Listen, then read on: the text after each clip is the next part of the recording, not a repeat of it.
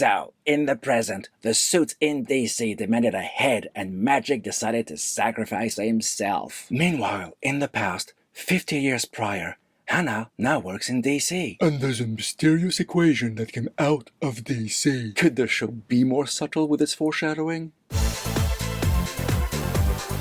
Hey, Fennec here, and the two-part finale is upon us, and we're given two very different, yet connected stories. I thought the first one was the best. It was quite funny that Ben leapt into a firefighter in a skyscraper, caught a blaze, in the 70s. Talk about a towering inferno, eh? Well, I guess sometimes you can have fun with the formula.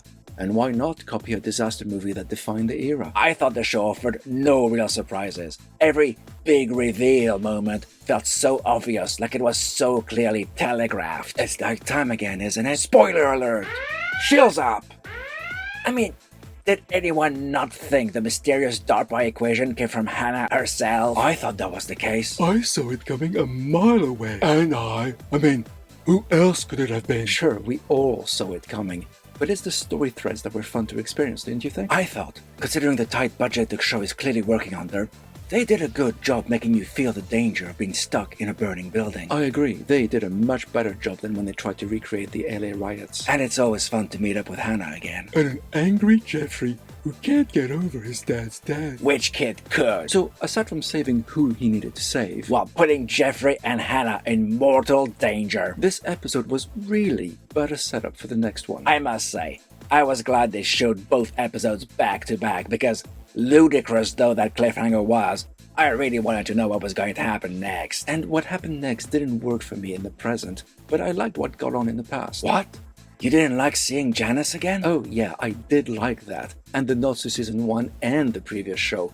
But it's the way the whole crisis was handled, especially with Gideon. Gideon Ridge never worked for me as a villain. His motivation was completely inconsistent. I mean, first he wants to covertly gather data, then he wants one head, then he fires the whole team. He knew what Quantum Leap was all along and could have pulled the plug at any time. It makes sense if your motivation is revenge. Yeah, but he felt way too cartoony and, well, not really real. Even down to him wearing a black leap suit instead of a white one. You know, in case it wasn't obvious enough. You want reality in a sci-fi fantasy show? You know what I mean. I want a certain degree of believability. And if he had this absolute power and control as the finale clearly shows he has, why act in such a roundabout and ineffectual way throughout the season? It just didn't make sense. Maybe he was waiting for Ben's last leap with Hannah? And how could he have known that? Not even the team knows where he'll leap next. Plus, I get how anger can shape your life, but 50 years on, it felt like he was still acting like a child.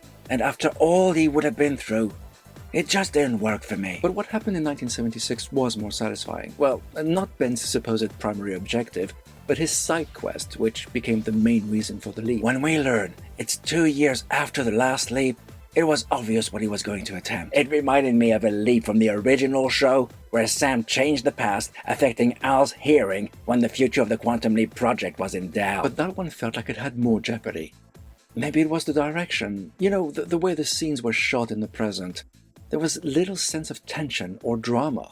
We were just moving from scene to scene. Yeah, when Jen died, I instantly thought time would be reset later on. Well, that was ridiculous. Her pad still showed the cancel button. Gideon could have just pressed that and it would have been game over. Bit of a whoops moment, to be sure. The show's linchpin is Ben. Raymond Lee is fantastic and extremely believable, and his attempt to reach Jeffrey worked for me. Even though it was obviously going to work? Yes, that's what I mean. His passion and skill made it work for me, when the other side of the action didn't. And then we're left with a pretty massive cliffhanger. I so expected Addison to swap with Ben. I think we all did. I certainly did. And I. It would have been too predictable, I guess. Just like what had happened with Sam and Al once. But it would have been so unfair for the couple. We do want our happy ending. Time travel is unfair. After all, Sam never did come home, did he? Okay, we want our happy ending this time. So we close with Addison and Ben finally reunited in the past. During World War II, it seems. Is there going to be a third season? It's uncertain. Looks like we won't know until May. For all its ups and downs this season, it would be a shame if it wasn't renewed. They've had fun with the concept of the past couple of seasons, and we need to see if Ben and Addison get home. They better not treat them like they did Sam Beckett. Until then, I'm awarding the revamped Quantum Leap Season 2 finale 2.5 paws. But tell me, what did you think of this episode? Share your thoughts in the comments. Live long, and may the Force be with you.